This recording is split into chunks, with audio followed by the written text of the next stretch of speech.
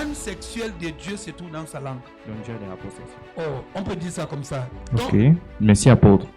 Apôtre, aujourd'hui vous avez encore évoqué beaucoup de sujets polémiques, beaucoup de polémiques. Et dans notre société actuelle, nous avons le contexte du patriarcat où beaucoup de femmes estiment que l'appellation même de Dieu par il est une forme de patriarcat de l'homme sur la femme. La première question que je vais soulever aujourd'hui, c'est: vous avez dit que Dieu a créé une femme pour fonder une famille. Est-ce que vous sous-entendez qu'on réfère à Dieu ici par un il? Est-ce que Dieu est un homme? Ne revenons-nous pas plutôt au patriarcat que nous essayons de déconstruire d'une certaine façon? Le deuxième volet de ma question concernant le fait que Dieu veut construire une famille, c'est encore très polémique. Dieu veut construire une famille comment?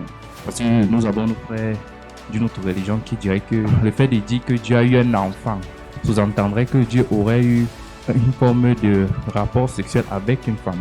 Alors là, maintenant, quand vous abordez encore ce thème, ça crée beaucoup de confusion. Mais Dieu fait quoi avec le sperme? La Bible dit que Dieu a le sperme. La parole de Dieu est... Lorsqu'on parle de la parole de Dieu comme une sémence, le mot sémence ici en grec a donné sperma. Et sperma qui veut dire en français sperme.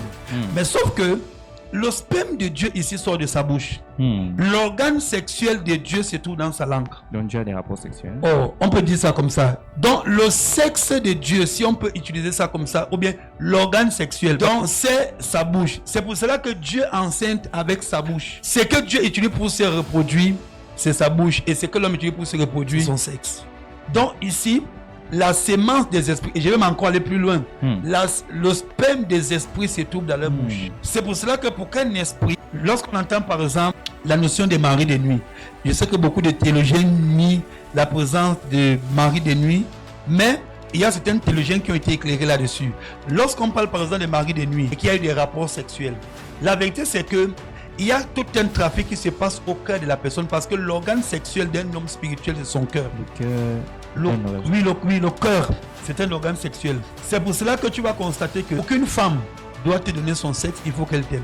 Or, l'organe sexuel de l'homme dans le monde spirituel, c'est la bouche. Si je peux ajouter quelque chose à ce qu'il vient de dire, la Bible dit our words are spirit and life. So whatever God says, no matter the situation, no matter the aspect of the element, it becomes pregnant with the word of God and it produces what God says.